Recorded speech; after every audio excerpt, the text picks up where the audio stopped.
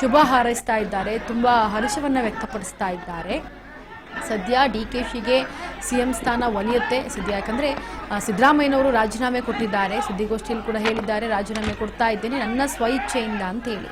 ಹಾಗಾಗಿ ಈ ಒಂದು CM ಸಿದ್ದರಾಮಯ್ಯನವರ ತ್ಯಾಗಕ್ಕೆ DCM DK ಶಿವಕುಮಾರ್ ಅವರು CM ಸ್ಥಾನವನ್ನು ಪಡೆದುಕೊಳ್ತಾರೆ ಅಂತ ಹೇಳಿ ಈಗ ಅವ್ರಿಗೆ ಶುಭವನ್ನು ಕೋರೋದಕ್ಕೆ ಅವರ ಆಪ್ತರು DCM DK ಶಿವಕುಮಾರ್ ಅವರ ಮನೆ ಮುಂದೆ ದುಂಬಾಲನ್ನ ಏರ್ತಾ ಇರೋದನ್ನು ಗಮನಿಸ್ತಾ ಇದ್ದೀರಿ. ಅಷ್ಟು ಜನ ಬರ್ತಿದ್ದಾರೆ. ಜೊತೆಗೆ ಸಿದ್ದರಾಮಯ್ಯನವರು ರಾಜೀನಾಮೆ ಕೊಡ್ತಾ ಇದ್ದಂತೆ ಅಲ್ಲಿರುವಂತಹ ಒಂದಷ್ಟು ಜನ ಶಾಸಕರುಗಳಾಗಿರ್ಬೋದು, ಸಚಿವರಾಗಿರ್ಬೋದು, ಅವರ ಹಿಂಬಾಲಿಸಿ ಬಂದಂತಹ ಬೆಂಬಲಿಗರಿರ್ಬೋದು ಅಥವಾ ಅವರನ್ನು ಬೆಂಬಲಿಸುವಂತಹ ಅಭಿಮಾನಿಗಳಿರಬಹುದು, ಇವರೆಲ್ಲರೂ ಕೂಡ ಬಹಳ ಕಣ್ಣೀರನ್ನು ಹಾಕಿದ್ರು.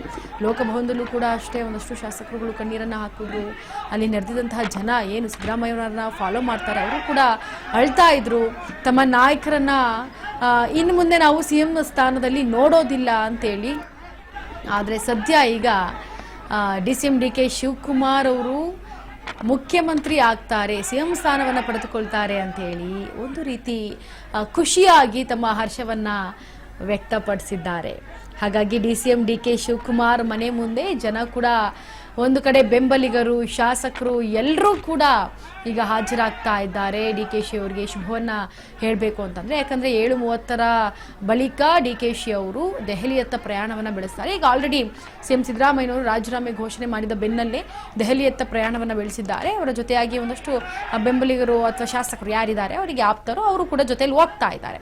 ಈಗ DKಶಿ ಅವರು ಕೂಡ ಏನು ದೆಹಲಿಯತ್ತ ಮುಖ ಮಾಡಿ ಹೋಗೋದಕ್ಕೆ ರೆಡಿ ಆಗಿದ್ದಾರೆ. ಅದಕ್ಕೂ ಮುಂಚೆ ಈಗ ಏನು ಈ ಸಚಿವ ರಾಮಲಿಂಗಾರೆಡ್ಡಿ ಆಗಿರ್ಬೋದು, ಮತ್ತು ಗುಬ್ಬಿ ಶ್ರೀನಿವಾಸರವರಾಗಿರ್ಬೋದು, ಗೋವಿಂದರಾಜ್ ಆಗಿರ್ಬೋದು, ಇವರೆಲ್ಲರೂ ಕೂಡ ಹೋಗಿ ಈಗ DKಶಿ ಮನೆ ಹತ್ರ ಹೋಗಿ ಅವ್ರಿಗೆ ಶುಭವನ್ನು ಹಾರೈಸಿ ತದನಂತರ ದೆಹಲಿಯತ್ತ ಹೋಗೋದಕ್ಕೆ ಸಿದ್ಧತೆಯನ್ನು DKಶಿ ಅವ್ರು ಮಾಡ್ಕೊಳ್ತಾ ಇರೋದು. ಸದ್ಯ DKಶಿ ಆಪ್ತರು ಯಾರ್ಯಾರಿದ್ದಾರೆ ಅವರೆಲ್ಲರೂ ಕೂಡ ಈಗ DKಶಿ ಮನೆ ಮುಂದೆ ಬಂದು ಸದಾಶಿವನಗರ ನಿವಾಸದ ಬಳಿ ಬಂದು ಅವರಿಗೆ ಒಂದು ರೀತಿ ಶುಭವನ್ನು ಹಾರೈಸಿ ಅವರಿಗೆ ಇನ್ನೂ ಈಗ CM ಸ್ಥಾನವನ್ನು ಪಡೆದುಕೊಂಡ ಮೇಲೆ ಇನ್ನೂ ಚೆನ್ನಾಗಿ ಕೆಲಸವನ್ನು ಮಾಡ್ತಾ ಜನರ ಮನದಲ್ಲಿ ಉಳಿಯೋ ಹಾಗೆ ಇರಿ ಅನ್ನೋ ರೀತಿಯಲ್ಲಿ ಅವರಿಗೆ ಶುಭವನ್ನು ಹಾರೈಸ್ತಾ ಇದ್ದಾರೆ. ಆದರೆ ಎಲ್ಲ ಒಂದು ಕಡೆ CM ಸಿದ್ದರಾಮಯ್ಯನವರು ತ್ಯಾಗ ಮಾಡಿರೋದು, ಆ ಒಂದು ಪಟ್ಟವನ್ನು ತ್ಯಾಗ ಮಾಡಿರೋದು ಸಾಕಷ್ಟು ಬೆಂಬಲಿಗರಲ್ಲಿ, ಸಾಕಷ್ಟು ಜನರಲ್ಲಿ, ಅವರ ಅಭಿಮಾನಿಗಳಲ್ಲಿ ನೋವು ಕೂಡ ಉಂಟಾಗಿದೆ. CM ಸಿದ್ದರಾಮಯ್ಯನವರು ರಾಜೀನಾಮೆ ಕೊಡಬಾರ್ದಾಗಿತ್ತು. ಯಾರಿಗೆ ಹೆಚ್ಚಿನದಾಗಿ ಶಾಸಕರ ಬೆಂಬಲವಿರುತ್ತೆ, ಶಾಸಕರ ವೋಟ್ ಸಿಗುತ್ತೆ, ಆ ಮುಖಾಂತರವಾಗಿ CM ಸಿದ್ದರಾಮಯ್ಯನವರು ಇರಬೇಕೋ ಬೇಡವೋ ಅನ್ನೋದನ್ನ ಡಿಸೈಡ್ ಮಾಡಿ ಅಂತೇಳಿ ಒಂದಷ್ಟು ಶಾಸಕರುಗಳು ಕೂಡ ಕೇಳ್ಕೊಂಡ್ರು.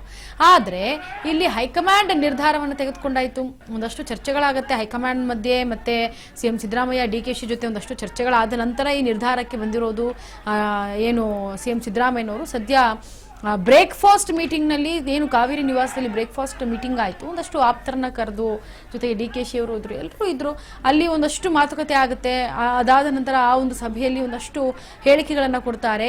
ಈ ಒಂದು ಸಂದರ್ಭದಲ್ಲಿ ಸಿದ್ದರಾಮಯ್ಯನವರು ಒಂದು ಅಳುವಂತಹ, ಅಂದರೆ ಅವ್ರಿಗೆ ಆ ಒಂದು ರಿಸೈನ್ ಮಾಡ್ತಿರೋದಕ್ಕೋ ಅಥವಾ ನಾನು ಇಷ್ಟು ದಿವಸ ಬಂದಿದ್ದು ಇಷ್ಟು ಪ್ರೀತಿ ಅಭಿಮಾನ ಇತ್ತು ಅನ್ನೋ ಕಾರಣಕ್ಕೂ ಕಣ್ಣಲ್ಲಿ ನೀರು ಬರುತ್ತೆ.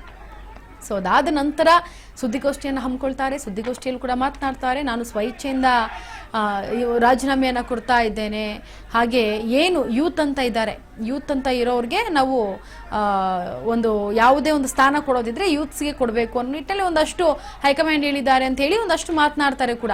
CM ಸಿದ್ದರಾಮಯ್ಯ ರಾಜೀನಾಮೆ ಕೊಟ್ಟಂತ ಬೆನ್ನಲ್ಲೇ ಈಗ DCM DK ಶಿವಕುಮಾರ್ ಅವರ ಮನೆ ಬಳಿ ಒಂದಷ್ಟು ಬೆಂಬಲಿಗರು ಕೂಡ ಇರೋದನ್ನು ಗಮನಿಸ್ತಾ ಇದ್ರಿ. ಜೊತೆಗೆ ಏನು ಕಂಪ್ಲಿ ಗಣೇಶ್ ಆಗಿರ್ಬೋದು, ಭರತ್ ರೆಡ್ಡಿ, ಬಿ ನಾಗೇಂದ್ರ ಇವರೆಲ್ಲರೂ ಕೂಡ ಈಗ ಒಬ್ಬೊಬ್ಬರಾಗಿ ಎಂಟ್ರಿ ಕೊಡ್ತಾ ಇದ್ದಾರೆ ಸದಾಶಿವನಗರ ನಿವಾಸ DKಶಿ ನಿವಾಸಕ್ಕೆ.